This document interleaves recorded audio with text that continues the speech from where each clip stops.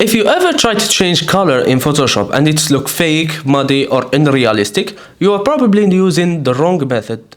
In this video, I will show you the most professional way to change any color in Photoshop and explain one of the most important options in Photoshop, which is the blending mode. With that being said, let's get started. First and the most important step is to select your objects properly.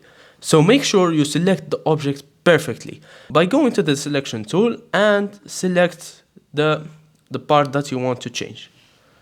For example, here, and select the second one here. Perfect. Okay, we have these parts here are not selected well. We can correct it by going to the quick selection tool and adjust them. Okay, seems good. After that, what we're gonna do is make a copy of the selection part. We're doing that by Command G or Control G in Windows. Seems good. Now we have a selection part of the suits itself.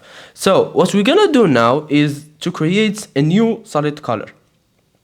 We choose the color, let's say for example green, and we make a clip-in mask.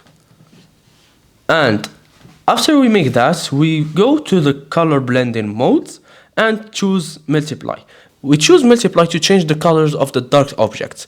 It keeps the shadows and changing the color in a way to look more realistic. So yes, this is mainly the most professional way that I use myself to change any color, especially when I'm working with many layers. So yes, mainly this is it. Like and follow, and see you in my next tutorials. Peace.